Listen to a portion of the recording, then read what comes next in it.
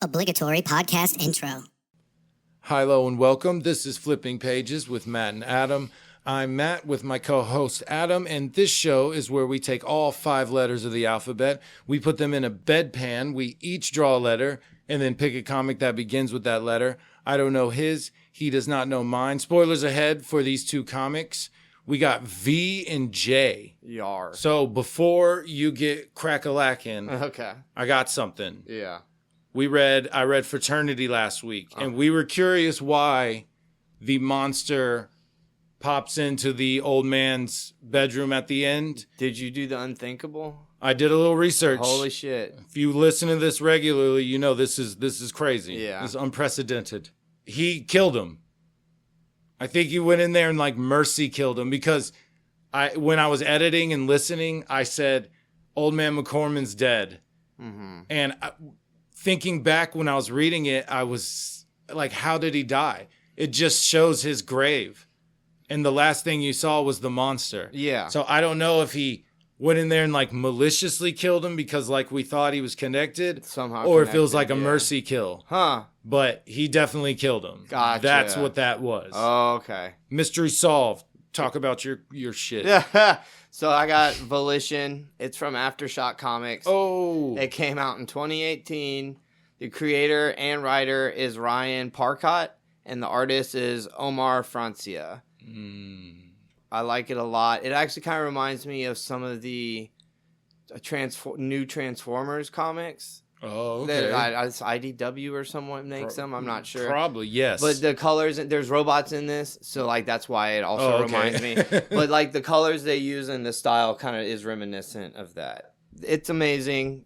It's set in Chicago, and 2128 is where it starts. That's not far. And what happens is there is a lady called Dr. Tremor. She invents fully sentient robots. So they're fully sentient. They're just like people. And people know that they're just like people. They didn't start out being like, oh, this is a lowly robot that kind of maybe have gained sentience. Mm-hmm. No, they were created. Mass-produced? Having sentience, yeah. Are they aware? Are they out in the world? Yeah, big time. So what do they do? They were created, and she was like, they have sentience, so you have to treat them right.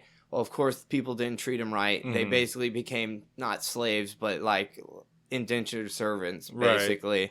They don't get paid shit. They do real hazardous stuff, even though they have pain receptors and they feel feelings it's the same as any person. Just go ahead and pop those out. Some of those they can. That's the thing. If they're a military one or something, because there's a million construction versions. Okay, so they do everything. They are integrated. Yes, with the humans. They are like I said. They're basically just treated like low class people would be today. Okay. So they're really put down upon, but you can't just walk around and kill them.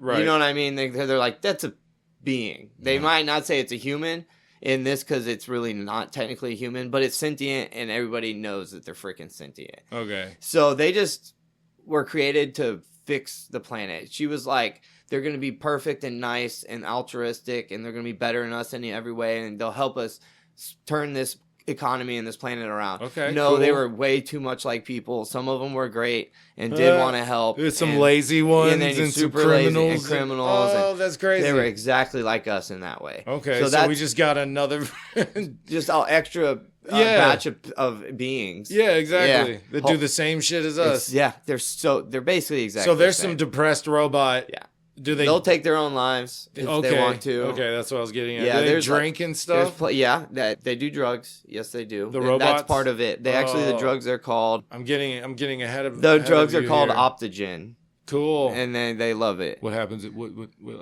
What goes on? What happens if we take it? Oh, they do. They explain it. You have to put on a VR mask type thing. Because it's like a digital drug.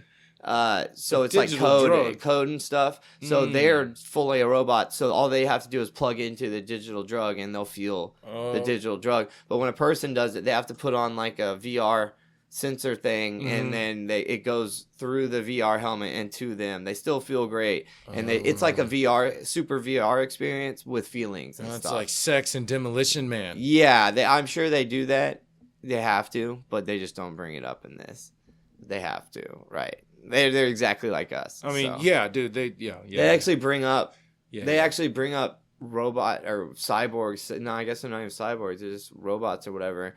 Okay. They like even bring it up near the end. Dude, Dave is somewhere in this universe right now. Oh, yeah, probably. Dave is walking around right now. Yeah. He's in the military. Yeah, this is so similar in that way. Yeah, Dave was episode 4. Was it? Yeah. Holy crap. Because I remember that one actually I'm well. probably wrong, but because it was such a good one. So we start out with a family of robots, a husband and wife, and they breed a robot child. So that means they take part of their code and maybe even part of their actual bodies, and then they add new body stuff to it, and you come out as a 4-year-old, but in your permanent body. So, like, they have this child, and it's as big as them and as tall as them. And it gets preloaded with a bunch of information and stuff. So when it wakes up, it's not aware of the world yet, but it has a bunch of information. It can already speak. It can do math. You know what I mean? Like, simple stuff like that. Yeah. And then they just immediately explain, we're your parents. We love you. Come live with us. And they're like, oh, okay, cool.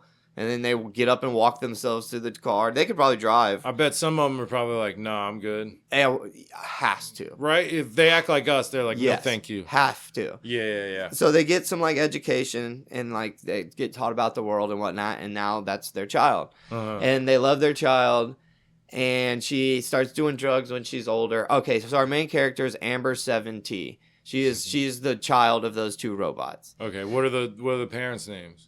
Oh, I want the mom's name is Vera, and I think they say the dad's name once. I couldn't find it again. Okay. Dad's not important. Yeah, they're barely in it. Oh, okay. They're honestly barely in it. Deleted. It just forgotten.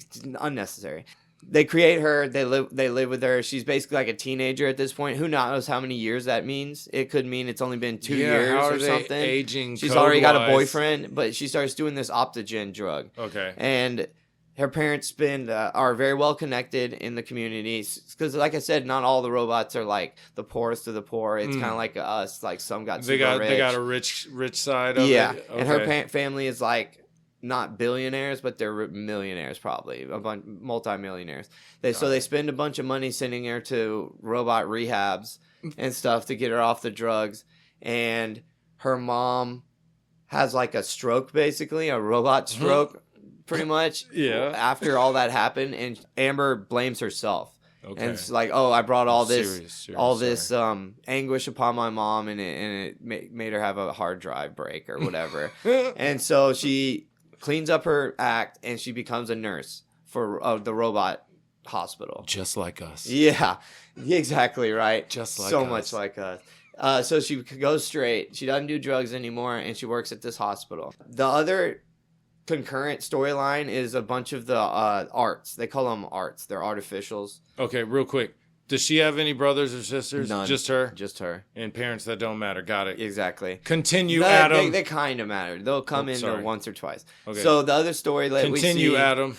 The other storyline we see is HALE. HALE is a big construction robot. He was designed as a construction robot. Is he big? Huge guy, really strong, but cool. He's part of a gang, and they're like no good ruffians. They go and steal shit and sell it, blah, blah, blah. They're just ruffians. No gooders. He gets busted by the cops. They were stealing some stuff from a place, like a big place. It was one of the main factories that makes the artificials, maybe. Okay. So, like, good parts. They're stealing a bunch of good parts. They're all these artificials at this point are getting replaced by new artificials that are better. Ooh. So artificials that have been around for a little while upgrade at underground, like chop shops. Back alley, yeah. It's like a chop shop basically. And so they're all upgraded. They were construction bots. Now some of them have guns and blah blah blah. So the main bad guy or the main ruffian robot HALE gets caught by the police, and they were like, "Hey man, we're gonna have to decommission you. You're like done too many bad things. We're gonna decommission you. Get its death penalty." And then it jumps back to Amber, and Amber is working as a nurse in the hospital. So her specialty is rust. It's not an actual rust. You can't see it. It's like a digital disease that a bunch of the robots are getting. Okay. It just started a few years back, It has not been around that long, but it's getting worse all the time. And so many percentage of robots are getting affected by rust. And she works at the hospital that takes care of people that are afflicted with rust. Okay. So she's there, and one of her patients grabs her by the arm, and they have like a telecommunication, Wi-Fi, Bluetooth little hookup or something, which is a thing in this universe.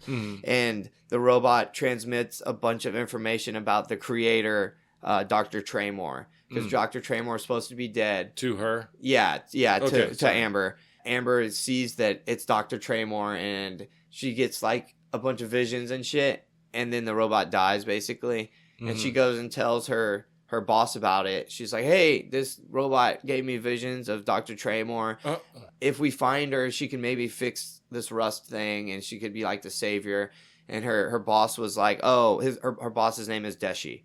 Deshi goes, no, like, she's dead. Everyone knows she's dead. And she was like, I don't know how to explain this to you. I 100% know she's alive, whatever. He goes, okay, well, how about you just take a couple days off and relax and whatever. And they go to hug, and he uses an ultra taser on her and knocks her out like completely. So much like us. She wakes up in a decommission area. It's the same place they sent HALE to. Okay. So it's where they disassemble arts. Right. So she wakes up in a... That's harsh. And her boss made that decision? Her boss did this to her. That's crazy. And so I'm like, oh, holy crap. Like, that was actually really unexpected. Well, cool. you can't fire her and just... She can't You'll get find out job. later. Okay, I'll shut up. Yeah, you'll find out later. So she wakes up in the decommission place. She beats up the lady who's trying to decommission her, who is another artificial. And then the doors lock on her, and there's an alarm going, and the alarm says, stay still. Any movement will be considered hostile. Wait for security, blah, blah, blah. So she's freaking out. Amber is freaking out. And she charges up on the wall. She finds a wall charger, and all the artificials are electric, and they have to charge. And apparently it's like expensive to charge or something. They make a big deal about it. She's stuck in this decommission area, which is like a slaughterhouse for artificials. And she charges up at the wall, and then she's like a medical unit. So she has electric hands like the paddle hands basically. She charges herself all the way up and wakes up HALE, who's the biggest robot there, so he can rip the door off. Nice. So she wakes him up, she explains what's going on real quick. He's like, all right, thank you for waking me up. I guess I'd be dead without you. And he goes, I can't rip that door down. We're going to have to figure something else out. So she like plugs herself into the wall and charges up every robot that's even partially able to be recharged. Cool. She defibs them all, and she like tells them what's going on. And she was like, we can get out if you go this way. When they come, just rush them and you can get out, and you'll be able to live.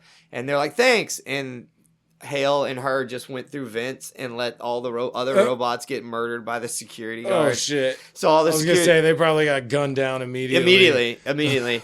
The security guards are like, oh, crap. So they didn't realize that the HALE and Amber left. Okay. So they got away.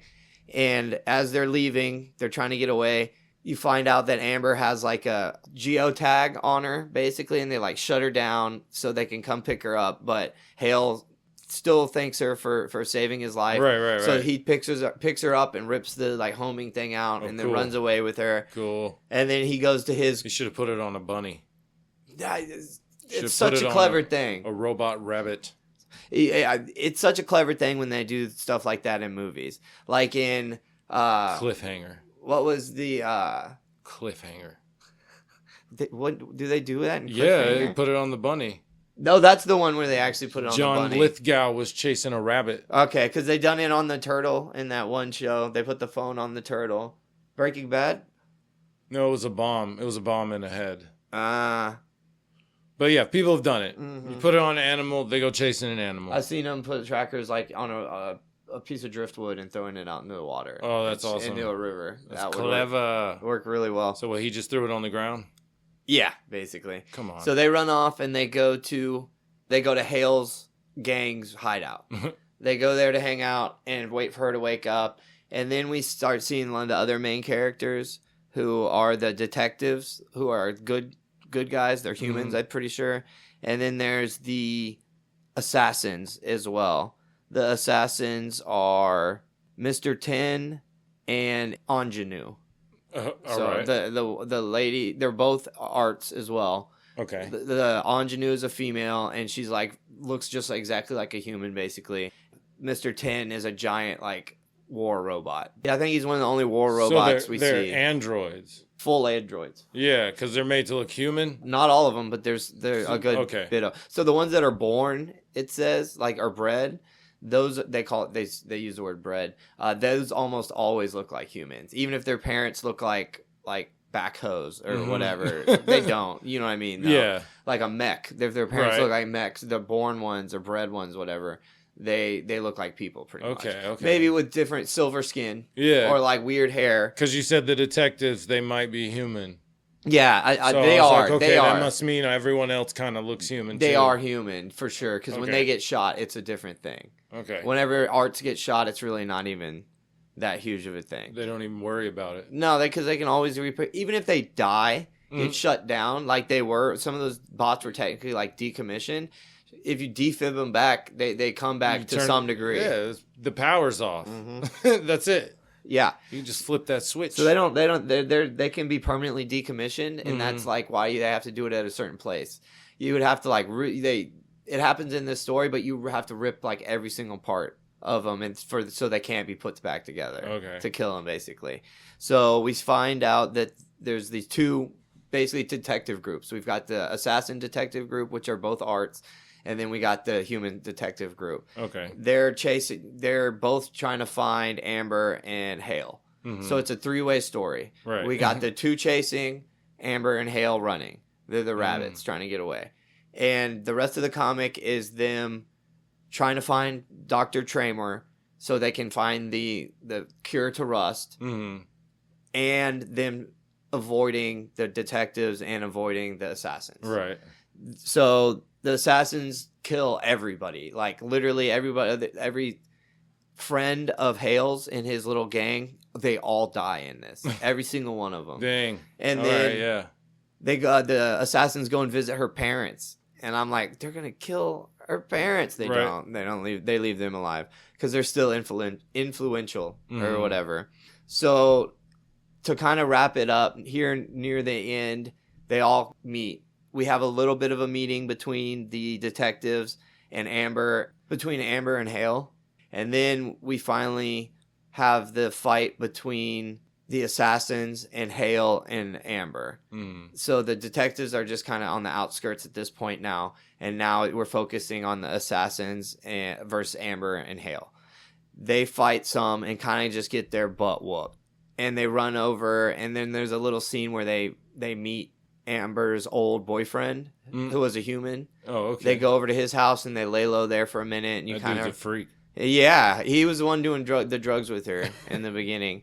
So finally, they basically find the spot where Doctor is. They go through a lot of bullshit. Yeah. Went to like robot churches and all this detective crap, and you find out they're finally about to meet Dr. Tramer and Tramer. Yeah, I think that's how it's supposed to be pronounced. They finally meet her, and she's in the body of a robot dog. And right when they're about to start talking to her and getting answers and stuff, the assassins show up and shoot it. They shoot Dr. Tramer immediately. But Dr. Tramer was a human before. Yeah. If I said that earlier. Dog version. This is a robot dog one, and the assassins shoot it immediately. And then we have the final showdown between the assassins and versus Amber and them. It's really freaking cool. It's a cool fight. And then also you see who the big head of this is and what the whole point was. The director Deshi, her boss that tried to kill her in the first place, he admits that Dr. Tramer and him basically invented Rust because the arts were going to take over and they took all our jobs and all this stuff. And he goes, now Desi's a human or Desi's boss? Yeah. Deshi's boss? Yeah. Deshi is the boss. Okay. Deshi, sorry. Yeah. Is Deshi. A human. Got it. He's a human and he hates arts and he hated that they took all his hospital jobs and stuff. And now he's talking about how him and Tramer created Rust on purpose to eliminate robots over time. They couldn't do it all at once because they didn't want to collapse I guess humanity or society, yeah, civilization. There you go. Thank you. Community. So they don't. He's like, yeah, we didn't want to collapse everything at once. So that's kind of the thing. She's not a hero. Don't stop looking for her. And they're like, you killed her, right? Though, and he's like, stop looking for her, whatever. Yeah. So you're like, okay, so she wasn't actually that dog. I turned her into a dog. Yeah, right. That's it. You did kill her. Oh shit. Okay. Darn. Yeah. Darn. But no, My so dog. She's out there somewhere. Yeah, obviously. And they defeat the assassins by having the detectives show up out of nowhere and start shooting them, basically. Okay. So they worked together. Amber and Hale worked with the detectives, the two human detectives, to take down the assassins. And you're like, oh, cool. How's this going to wrap up? And they're like, we're going to find her. And then they do a fist bump and walk off into the sunset, and that's the end. That's how it ends. They don't go find her. They don't go find her. Does it stop? It stops. That's the end. It says the end? The end. That's the end. So they're like set up that if this continues, then that's when they're going to find the Dr. Tramer. That's what this one was about. Yeah. So we got like a ultra bait and switch or something. I don't know how to say that, dude. I was pissed. When did it come out? 2018. Yeah, there's nothing else, is there? The faces in this are dope. I like them. They're very cartoony, but they're very strong. Like they look like they're solid. That's cool. They got a lot of volume to them and a good shadow and stuff. Yeah. And a lot of the faces are robot faces that aren't even made to look exactly like a person. Like Hale's like the construction unit, and he has a human eyes and a nose and a mouth, but it's not. Let me see. Yeah, here you go. She is a robot. That's the main chick, Amber, and that's Hale. And these are the two humans, so you really can't tell, except for those extra lines on Amber when you get closer to her. I can't tell at all. Yeah. So they have like weird extra lines. Their skin tone can be exactly like ours. Yeah, see why that guy was like, No. There's I'll get with this robot. Yeah, you know how I was already said the other day that America was going to be my number one hot chick. There might be running Amy T17. Yeah, what's her name? Amber-7T. 7T. Yeah. But pissed me the fuck off. I liked this so much. I really loved it. Did you really? I really liked it. It's obviously right up my alley. Yeah, I was gonna say and that's all you. All the characters were good. They didn't have to be that deep, but you still were like, oh, this is a real character. How many issues again? 6. It's 6 okay, issues. so it's a good full story. thing. Yep. It's a full thing. I say it's a full thing. It's literally not. No, it's not. But it feels should have been. Like a lot of stuff happens. Yeah, and it's all, there's a lot of action in it, but it's not every single page is an action. There's like actual development and story to it. So this is a really cool comic book. I do like it. I just was very heated by the ending. Adam, I am in my French season. I got another French writer. French comic. I knew as soon as I saw the name, I was like, son of a bitch. This is the 4th French comic I've picked up. I mean, it doesn't say translated, but it is a French studio called Glénat. Why would you even... Glénat Editions. It is called Jade. Okay. By Ulysses Melisson. He did Kairos. Yes, okay, yeah. So Adam has covered this guy's comic. I want to compare the art after this. I want to see it because the art in here is really round. Yes. Bubbly and cartoony. Yeah. All right. They were all like dragons and lizard people, and they look like you'd want to pinch their cheeks. Yeah, these guys are adorable too. Yeah. There's a man in a room and he's tied up. There's a big Chinese flag behind him. And he sees a big boot bust through the ceiling and this guy drops down and he says, "Oh, Mr. Harry, you came to save me." And he's like, "Listen, man, I didn't come to save you. Where is she?" And he says, "Get me out of here and I'll tell you." So Mr. Harry is this American guy, or I believe he's English. Sorry. English guy, blonde hair, not super tall. This other guy's name is Pema. He's the guy who was tied up in this shed. This guy busts in, demands him to tell him where this Jade person is. This woman named Jade. And Pema's basically like, get me out of here and I'll show you. So he's like, okay, go talk to them. And he's like, I don't speak Chinese. Uh-huh. So Harry goes, okay, I got this. And he just shoots one guy through the door. Uh-huh. And then he kicks open the door and knocks out the other guy. Nice. They're running through this town. This place it's Tibet. Okay. And this place looks like, I've been here. It's Far Cry 4. Uh-huh, yeah. Like, that's what the towns, like, they modeled it after Tibet and stuff. It looks exactly. Everywhere. Yes. Yeah. The little statues out in the middle of nowhere with flags on it. It's all over this comic book. Yeah. All the, like, outside chimneys they have and stuff. So it's cool. This guy and Harry and Pema run through the town. They duck behind a wall where they see 4 soldiers sitting there. He tells them, this is where he tells them, go talk to him. And he goes, I don't speak Chinese. He goes, what do you speak? Nepalese? And he goes, Tibetan. He goes, all right, sorry. Do you even know where you are? Do you know where we're going? And he goes, between them and the sun. And he charges these 4 soldiers. The sun's behind them. So these guys are actually like covering their eyes. They're like, what is that? He shoots one. He shoots the other one. He kills 2 guys immediately, shoots the other guy's hat off. And now they're fighting with their guns like rifle butt, like hitting each other in the head. They're using them like swords. Yeah. He gets knocked on the ground. He's about to die, and he screams for Pema to help him. And Pema smashes the guy's head with a rock. Nice. He's like, how did you get free? And there's a gun sticking up with a knife on the end of it. So he just cut his ropes and then saved him. So he says, we need the Jeep. We need to get out of here. He tells him, stop freaking out. Stop looking at that body. Just tell yourself he deserved it. Don't worry about it. He's a bad guy. Yeah. Don't trip. Oldest justification in the world. So they got the Jeep, and he says, where do we go now? And he says, to the north, the road that follows the mountain. And he's like, get a hold of yourself, man. Don't worry about that guy. Stop tripping. So this is Tibet, 1959. They're just cruising through these mountains in this Jeep. It's a really cool shot, actually. Here, check it out. Oh, yeah, that's cool. And Let me then see some more of the art. Oh, wow. Look at the fighting, though.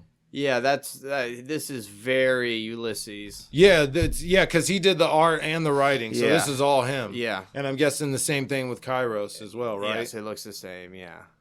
It looks good. Yeah, it does look good. They're in the car, and he's saying, what do you know about Jade? You know, everything you think, I bet you're wrong.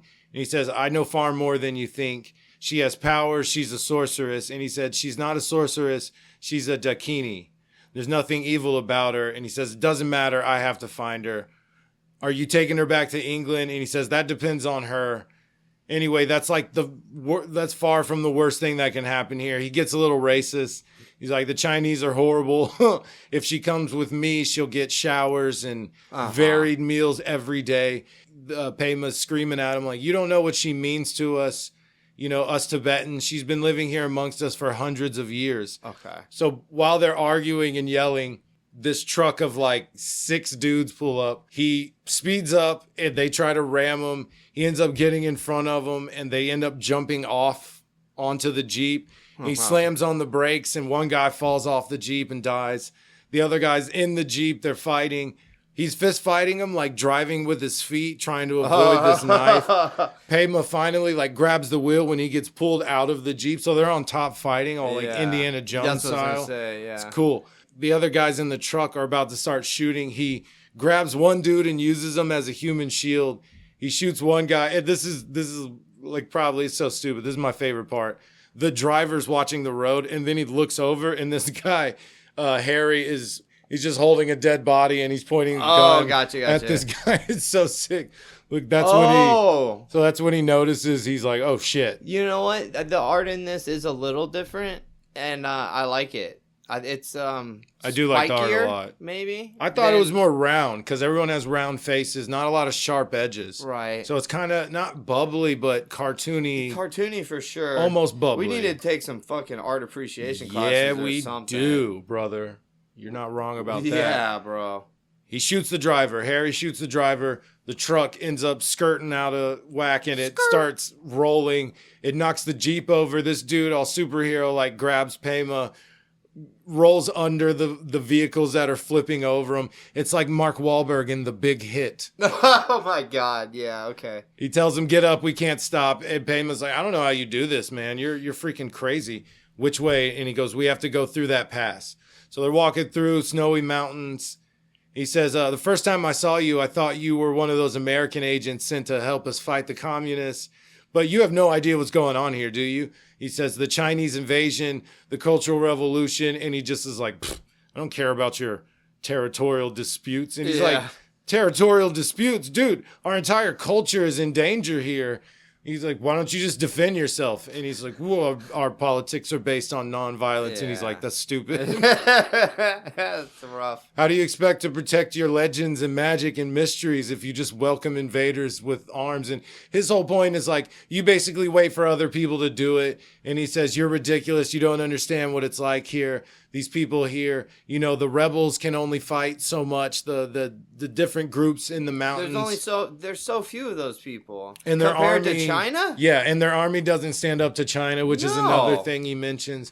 He says there's just not enough, and it's not as organized as it should be. They could out-hike them. Yeah, the rebels do good in the mountains, but there's not enough of them, and they can't do as much as... That's just true. That's not like the story. That's like just how real life was.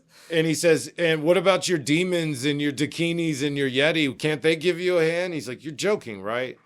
So they stop talking because they see this temple. And it's the monastery. Okay. And the Chinese like killed all the monks. Oh, they're all gone. Yeah. So he says we have to camp here. We're still a long way from Jade. So they go in there camping. They go into this monastery. He sees a Buddha statue. They start talking about Buddha. He says, "Do you believe in reincarnation?" He's like, "Listen, if science demonstrates that it's not possible, it doesn't happen, we'll accept that. What do you believe in?" He's like, "I believe in me." He's like, I don't know what to think about you. And he's like tough. He's like, don't think about me. Let's build a fire. God. Soon as we found Jade, you can go back to your yaks and forget all about me. He is not blatantly, but the racism is there. You can tell. No way. Also, so it was so subtle. The drawing is a little racist too. The Chinese guys all have buck teeth. Oh, really? Yeah. This came out in 2013 too. So, I mean. Yeah. It was done on purpose, I believe. Oh, yeah. Could just be his art style. I'll be forgiving. I don't know. So, yeah, chatting about Buddha. They build a fire. He says, where'd you learn to speak English? He says, Englishman came to Tibet. He was a student, and he was the other guy was a radio operator, and he taught me. And this is where he talks about his wife being in the capital city. Hey, it's out of bounds for foreigners. And he says, oh, you got a lot of magic stuff there, I bet. And he said, not since the Chinese came in. It's all gone. You'd be disappointed. So he gets bummed out. And he's like, it's a good thing you learned our language, man. You can come to the West and work. Oh, right. And Pema's like, no. That's not. I don't want to go there. And he's like, oh, why not? And he's like, this is my country, man. Yeah. I like it here. He's like, but you live like it's the Middle Ages. You barely have electricity. He goes, dude, you just don't understand, like, literally anything. And he does this argument, which is totally valid, where we go stomping over there, or England or Europe goes stomping over there. And it's like, we like your shit. And then they snatch it, and then they leave civilization behind and stuff. Yeah. With no instructions. So they don't want that to happen, obviously. Yeah, very justifiably so. So Pema makes a comment about his parents, and he gets a little butthurt. He yells at him. He goes, you come marching in here with your clogs. And he's like, first off, these aren't clogs. These are boots. And secondly, you don't know my parents. So he kind of pouts, walks off.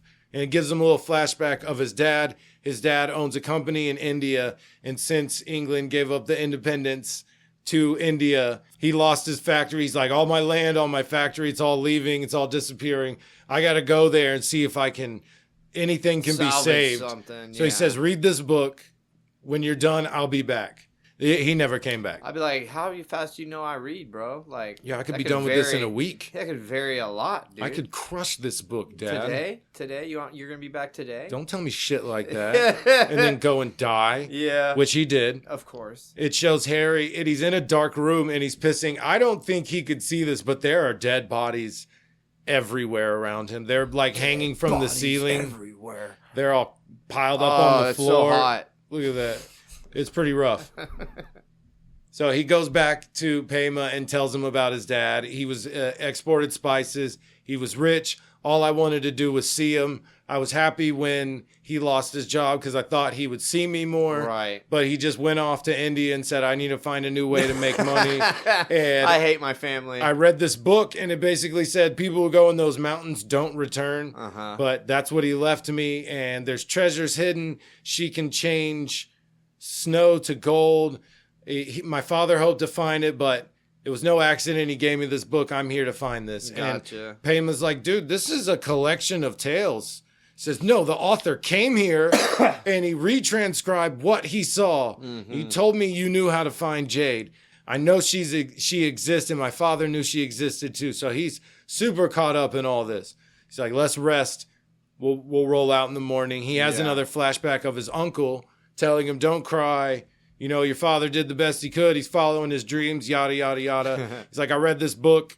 It says they die in the mountains. He's not coming back. And he says, oh, you read about Jade. And he goes, oh, you know Jade too. And he goes, yeah. Basically telling this little boy, it's not important what the books say or what other people say. It's important what you believe. So yeah, she does have magic powers and blah, blah, blah. So fills his head with this shit.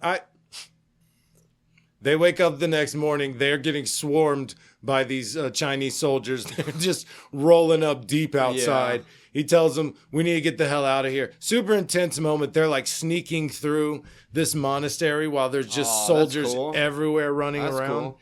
Really cool. Yeah. Check it out. Look at this. Look at this shot. Look at that shot right there. Oh, that's amazing. Yeah, it's cool. I really like his art. Yeah, I enjoyed it very much so. So I was mine. The Kairos one was the anthropomorphic one, and for some reason I thought that they were these people. Yours was animals. Yeah.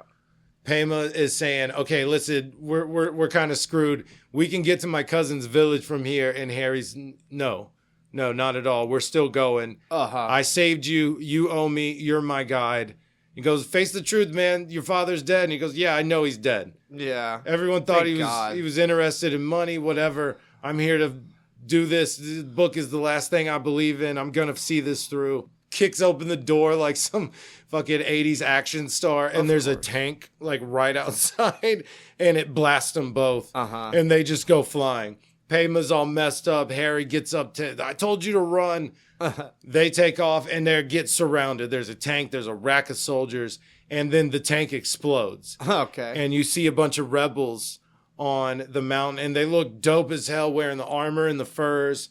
They all have spears and big bows and arrows and freaking armored horse. And she's holding like a bazooka thing. Oh, no. They actually look super sick. Cool as hell. Way better than I thought they were. So they rush the Chinese soldiers. Big battle. Harry and Pema are like, okay, this is a great opportunity. Let's get the hell out of here. Dude. So they roll. Harry stops to tackle a soldier. He grabs his gun and then just starts unloading on these soldiers. He gets evil eyes for a second. Like, he's going off. Oh, he looks dope. Yeah, dude. His eyes are like bloodshot. Not even bloodshot. They're just solid red. Yeah. You see the whites, and he just looks absolutely insane gunning down all these soldiers. Pema sees that and is like, nope. He takes off. Harry rushes him down and is like, no, you're coming with me. No. And the rebel leader, I guess, someone in the little rebel group that showed up, rolls up on him, and Pema starts talking to him. And Harry doesn't like it and immediately shoots him. Oh, damn. And slams Pema on the ground and is like putting his foot on his throat. And he says, you try to play me again, I'll kill you. I promise I'll do it. He starts screaming for help and he punches him in the throat. Nah. Throws him on the rebel's horse and they roll out. And he's like, I hate you. And he's like, I know. Yeah, no shit. I know. Don't worry about it. Just breathe. You'll be fine. Don't even trip. They ride the horse till it's like snowy mountains. He's like, this weather's crazy. And Pema says, this is an eternal storm. It literally never stops. And he goes, this is Jade's magic, isn't it? And he goes, no, it's just really bad weather. Mountains. It's the mountains. Yeah. He sees these guards in front of this. It's like a cave entrance to a temple, right? There's two guards outside. And he's like, non-violent my ass. And he's like, no, they have staffs. They won't kill you. They'll just beat the shit break out you of in you. Half. They'll just bust you down into pieces. To where you can't walk. But and so he's like non-violent, whatever. He's like, You'll wish you were dead. He's like, they don't want to do it. He's like, yeah, but they will. Yeah. Violent or not, they're in my way. And he pulls out his gun and he's about to murk these. And Payman's like, no, dude, you can kill all the soldiers you want. No Tibetans. Please. I have an idea. So he does a little trick with a snowball, makes the snow on the mountain fall down, buries both of the guys. They go inside the temple.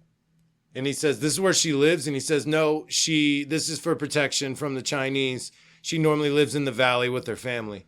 So they go in, they see the throne, and Harry says she has to be around here somewhere. And on the throne is a blanket. When he lifts the blanket, it's a little girl. It's a little girl wearing a crown. She's got little pigtails. Aww. Adorable. So she's hiding in here. She heard someone talking, got under the blanket, and tried to hide. And Payma's being real sympathetic. Oh, you're an orphan now. Poor Jade. And Harry flips his shit. This is ridiculous. She's supposed to be 1,000 years old. She's supposed to be old. And Payman's like, dude, people like that don't exist. She's reincarnated. Yeah. She's the same Jade, but she's been reborn for millennia, man. Yeah.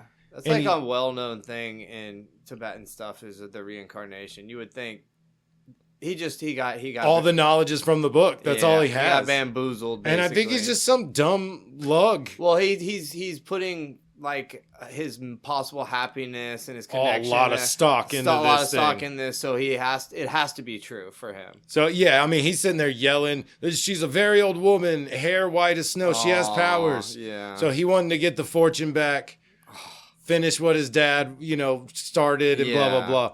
And Payma's like, dude, she can't change snow to gold. She can't freeze people with ice powers. She doesn't do any of that. The Buddhists talk to her when she gets older. She offers advice, and they just listen intently and try to ease suffering for people. Yeah. But that's all, man. That's all she does. And he's butthurt. He is so bummed. God, yeah. And so he's just like over it. And he's trying to convince him, come on, man, get up. We can't stay here forever. Gunfire just erupts outside. More Chinese soldiers busting in. He's like, we got to run. Payma gets shot in the leg. So he throws up a table. He starts shooting at him. Big gunfight in this cave, this temple. And Payma basically tells him, listen, there's a way to get out behind that curtain. Get out of here. Take her with you. She'll definitely be safer. His whole thought was like, she's safer here until now. And he's like, listen, she probably will be safer in the West. Go ahead, take her. Yeah. Make sure she raised right. Yeah. And he's like, listen, man, I'm not going to leave you. He's like, dude, I can't make it to no village. My leg is fucked. I'm not making it. He blasts a couple rounds and then he gives him the gun. He goes, you know how to use this. So he goes, man, think about your wife. And he goes, my wife died. The protests were they responded with violence to the protests and she died. I have nothing. Please go away. So he gives him the gun, bounces out. Payma lets off a few shots while they jump behind the curtain. It's a big slide down a freaking mountain. Whee! Payma gets taken at gunpoint, shows them on a plane riding to the west. It's showing Chinese soldiers holding villagers at gunpoint. Shows the book on the ground wide open. Yeah. And then it says the end. There's a bunch of author's notes about Tibet and China, what's going on. Yeah. A lot of heavy stuff in there. I bet, yeah. And they dip it into, or dip it. They mix it in. They mix it and dip it in with Harry, like not knowing things. When he returned, this is what he learned about Tibet. He's us. The art was amazing. Okay, so I'm gonna say the things I liked about this. Yeah. The art was incredible, fantastic. I loved it. I loved the style. I could read a bunch of other books in this style. Yeah, very much definitely. so. The action was so fucking intense, like more so than some of these freaking Marvel and DC comics. Oh yeah. Go find this and just watch the action scenes. I might make separate posts, right, or a separate YouTube video just to be like the action of Jade. Oh, we can do that. We can figure that out. Yeah, it is very cool. That's it. I didn't like anything else about this. No, I mean, what is it? What is it? Yeah. What is this? I know. There's nothing before. There's nothing after. Yeah. I was in my head. I was like, maybe somehow this is gonna wrap around into the Kairos shit. Like the prequel somehow. to it. Yeah. The Chinese and Tibet conflict was mentioned. It's not a big part of the story. It's just this travel between these two guys. But what does he learn? He learns magic powers don't exist. Right. What is this? it's an opportunity to point out the Tibet China thing and I have guess a story around it. They kind of didn't even highlight it. It was more his ignorance and naivete towards Tibet and what they believe and how they operate and live.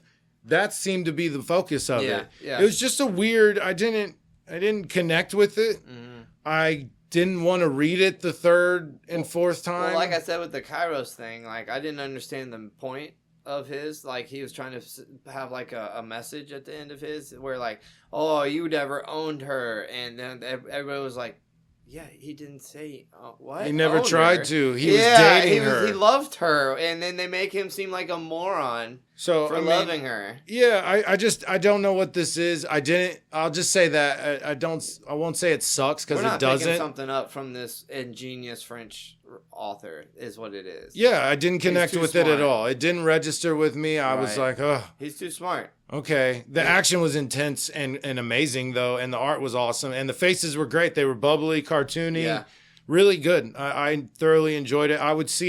You could see cartoons that look exactly like this. Yes, nowadays. Probably nowadays. Yep, that's exactly what I was going to say. Yeah. Not in the 90s, but nowadays they would look really good like this. Yes, they would. But, I mean... it was what is it? What is it? Who's it for? Yeah, I know. Because it's not for me, Adam. Like I said, it sounds like Shock. Well, Shock was to tell us about how bad polluting the ocean was, but they had a story about it, you know? So, like, I think his point was like, let's make this more known in younger people. But you know what I'm saying? That's from my dumbass point of view. Just like what? Just awareness, maybe? Literal awareness. And maybe, like, he had... That reminded of a book he read when he was a kid that had a similar story to that set up. I mean, yeah, it's probably in those author's notes that I didn't read. Yeah, right. But I'm saying he liked it for something. Yeah, some reason for it. It's not. Yep. Jade. Bing, bang, boom. I did it. This is Matt versus Adam, where we take a random character generator online. We see who will win between who he gets and who I get. We're doing cartoon characters today, and this is disgusting. Mm-hmm. Who'd you get? I got Tom. No, I got Jerry from Tom and Jerry. Jerry the Mouse. Yes. Jerry Mouse. Yeah. Not Junior. Not a powerhouse, I come to find out. Jerry Mouse Sr. was his father. He had different types of adventures. It was very racist. Oh, and Mammy was there. I got him. Yeah. Him from where? Powerpuff Girls. Okay, yeah. Looked like a weird crab. He's festive crab. Very, very flamboyant. Yeah. He rocks like a pink, like doily around his head, his neck. I don't know what you'd call any of his get up. And like a very frilly pink, I guess it's like ruffles on a skirt. Yeah. It's like the end of his shorts. Yeah. When he gets all big and stuff, it turns to like fur. Okay. But when it's I guess it's fur. He's creepy when he gets big, sure. He's definitely a sight. Yeah. You got powers? No, not at all. You're just a clever mouse. Yes, dude. There's like nothing for powers. It's like high intelligent cartoon physiology, which means I'm basically invincible. So that's nice. You are very tough. Strength, fighting, speed, dancing, hammers, bombs, mousetraps, weapons, proficiency, and cunning, and that's it. Damn, okay. So not superhuman anything. Yeah. All right, you want to hear mine? Yeah, sure.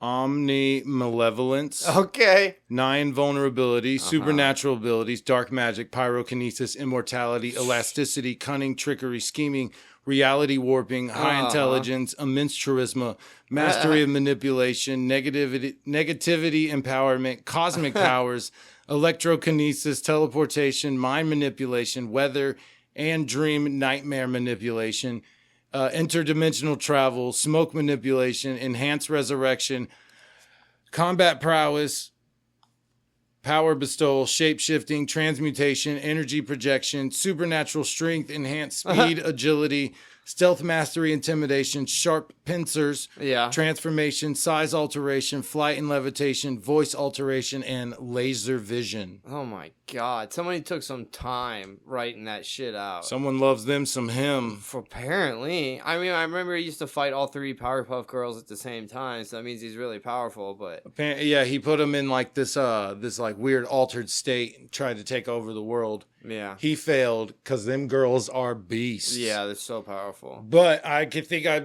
could take care of a mouse. God There's damn it, There's dude. no chance. I have my cartoon physiology, which means I do fine for 5 seconds, and then you would do some wild, wicked shit that actually is superhero stuff. So, like, you would have, okay, let's try and figure that you would have immortality for sure. Pretty much. You have, like, a lesser form of invulnerability. Yeah. Because he goes can. hand in hand. You know what I mean? Like, but he can be hurt because obviously he's a mouse. And like I've seen him on crutches and shit before. Yes, he's gotten hurt. They connected before. He got hurt and he felt bad, yeah. and they were chill for a minute. Yeah, they're boys. We know it. Yeah, they're boys. Obviously. But yeah, my little cross-dressing devil is kicking the shit out of this mouse. For real, like bad. Yeah, it's just one of the bad. It's one of the worst ones. He fights 3 Supermans, basically. Right. This I think this Superman. is. I think this is one of the worst beatdowns. It's a up mouse. there. I mean, it's literally just a mouse. We're out having dinner and we see mouse. each other on the street and it's on. I mean, God. This dude's like, all the cars and people on the street are just lifting up and getting out of the way. Oh my God, he could do so much. It's ridiculous. Yeah, I feel like you'd just like wipe me from existence type of shit. Reality warping. Yeah, exactly. It's over. I just need to be aware that you're there. Even if you got the complete drop on me. I couldn't do enough to hurt you. Probably not. It said like a nigh invulnerability or whatever, right? Yeah. I don't nigh have that. invulnerability. I don't have that. I'm like an idea, bro. You can't kill me. For real, you're up there. I'm an evil idea. Like I said, him fights 3 weak Supermans, basically. Yeah. That's like his normal good guys. Yeah, exactly. That's on the regular. Uh-huh. Yeah, he's a tough cookie. Yeah. For sure. All right, I'll take that. What's the score? God damn. It is 34-33. Is it? Okay. Yep. You're still ahead. Okay. I'll take it. But I'm catching up. Yeah, you will take how would I argue that?